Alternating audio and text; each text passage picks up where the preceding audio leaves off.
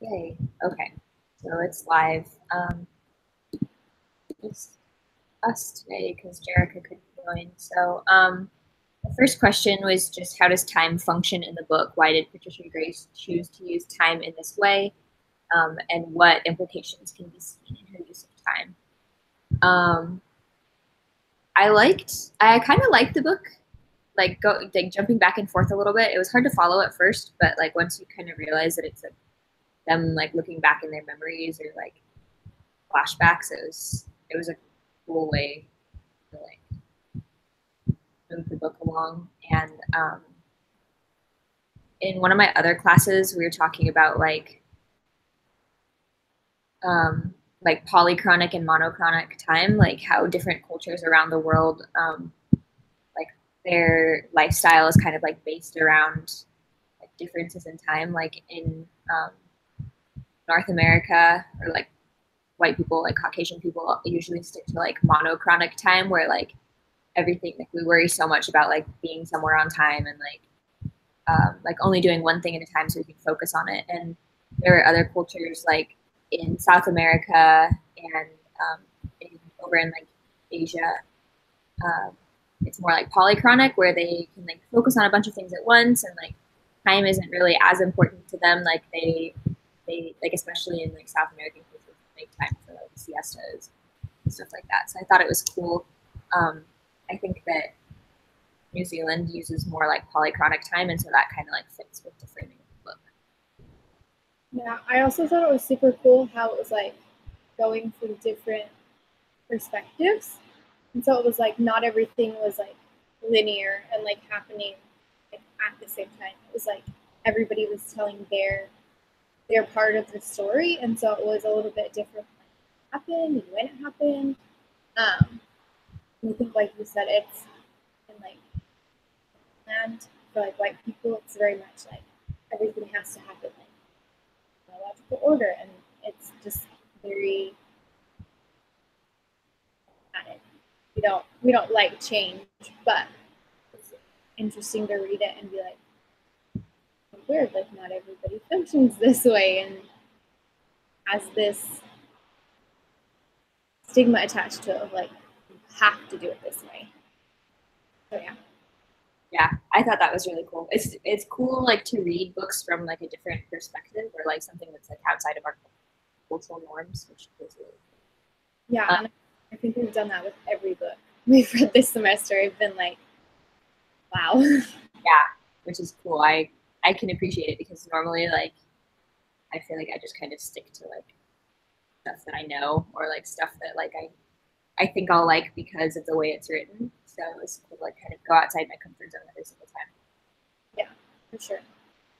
The next question was discuss the role of the land in, is it Potiki? I don't really know how to pronounce it, That's but how I'm saying it. what relationship do the characters have with their land and why? And then like what implications there? I think especially like in Polynesian culture, like the land is really significant and sacred. Like it has a lot of um, cultural value and like traditional, or like there's like a huge significance in like tradition.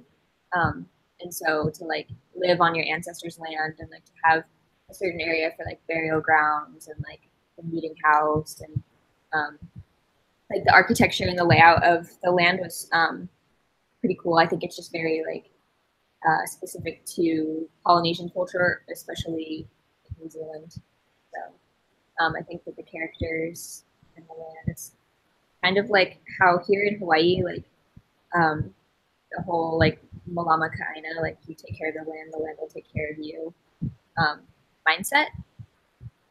So I think that like thinking about it like that kind of helped me to understand, because like in my own life, I'm not like very attached to like the land that I live on. So I thought it was pretty cool. It's very like culturally relevant. Yeah, at one point, I'm trying to find it, but I don't remember exactly where it was, but it said, like, the land no longer belongs to us. Mm-hmm. Um, and I just thought it was interesting because it was like, he said, like, you buy some land in the mainland and you build a house and you don't really care about the land. But to them, it was like, it wasn't just the meeting house or like the burial ground, it was like the actual land that had the significance. And it wasn't just that they wanted to come in and build on it. Like it wasn't just the buildings, but it was the fact that it was like their land and it had like spiritual like connections to them. And I just think that's crazy. And like my Hawaiian studies class, a couple semesters ago, we talked about the new rail system that they're trying to put in and like how construction has stopped because they've been finding bones buried where like people just buried their ancestors' bones, and how that's like a huge thing, and they have to like stop all this construction and like push it off, and they don't care how long it takes. They're like, we need to figure out the significance of these sites and if they're burial grounds or stuff. Like we were doing construction, we just like pull them up and throw them to the side and keep going on. It's like, yeah, that's really cool. But yeah. I didn't realize, I've always wondered, like, you know, ever since I've lived out here, it's probably been almost 4 years. Like construction has not gone anywhere. And so I've always been wondering, like, is it like a money issue or is it like a social issue? But I didn't realize that it was because they were running across a bunch of like traditional burial grounds, which is really cool and it makes a lot of sense.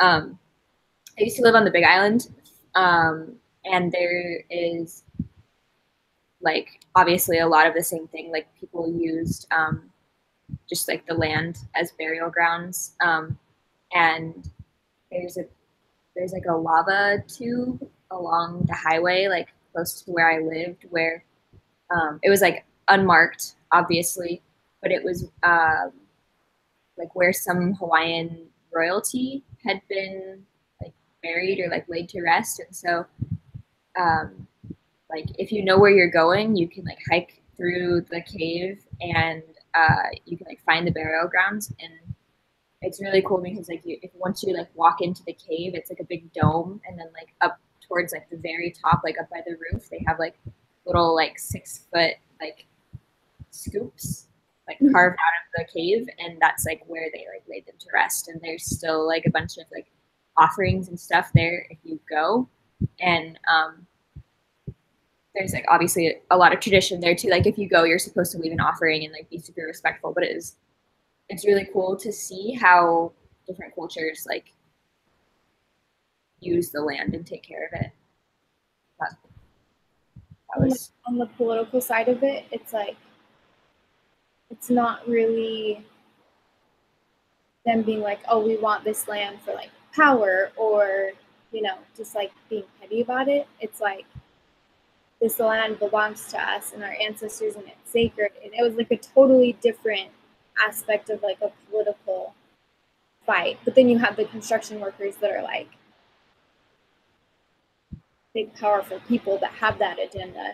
And so it's like you see kind of both sides of it and like how it kind of plays out. Yeah. Really cool. That leads really well into like my thoughts about the last question, like what messages do you find in the novel? What role does folklore have in communicating these messages? I thought it was pretty powerful that the development crew like had so much power over the Maoris, even though they have their own like hierarchy system with like a chief and everything, but that like kind of got washed out when the land developers came. They were like, well, we don't really care, like we have an agenda, just like you said. And so I think the message that I found the most interesting was like the importance of identity, and how much they were willing to sacrifice to maintain their identity, whether it was in the land or like in their traditions. And so something that just kind of like stuck out to me was when the development crew, like the developers, like flooded their burial grounds.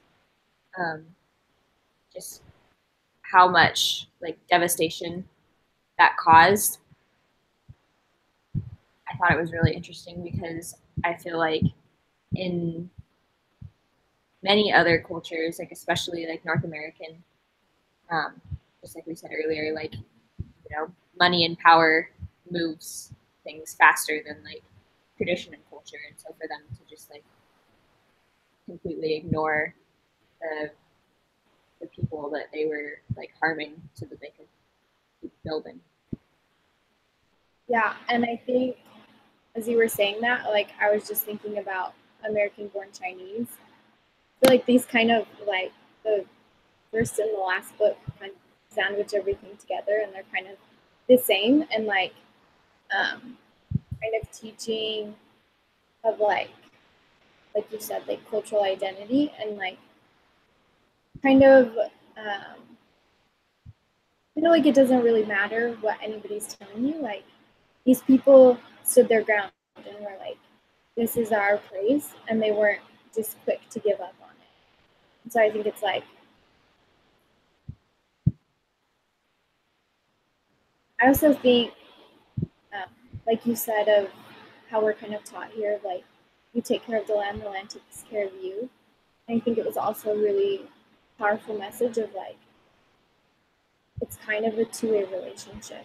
Like you can't just keep taking from the land and expect that like it's going to be fine. You need to put in the effort and take care of it just as much. I like that a lot. I think that's like a very big part of Polynesian culture. Like, my husband is like a small part Samoan, and so he like grew up here in the States, but like he still kind of maintains that like he likes to like grow a lot of his own food, which I think is pretty cool. He's like, yeah, like you take care of it, it'll like feed you, and so like I think that that's a very big part of like the identity issue and like the significance of like the land and like their whole culture. I think it all ties together really nicely, and I think that's really cool. And it's something that obviously I've begun to implement more into my own life since we're married. But I think it's a cool viewpoint that not a lot of like North American or like Caucasian culture has, and that's something that I want to like. I think that would be beneficial to everybody to learn more about like taking care of the land so that it can continue to take care of us. Yeah, and at one point, like right before it talked about the developers flooding the burial ground, it talked about how they were like cooking their vegetables and like freezing them so that they were like prepared for the next couple rainy days, and they were like doing their laundry and like all of that stuff. And I was like, wow, that's such like a simpler time when it was like everybody in the house was like working together and we were preparing because there was rainy days or whatever is going on. And it's kind of just like going back to that idea of like just like growing your own food or like being one with the land. And it's like a much simpler idea than the way that we live. I like that a lot, and I totally agree. Um, Anything else you found interesting or like want to add? That's pretty much it.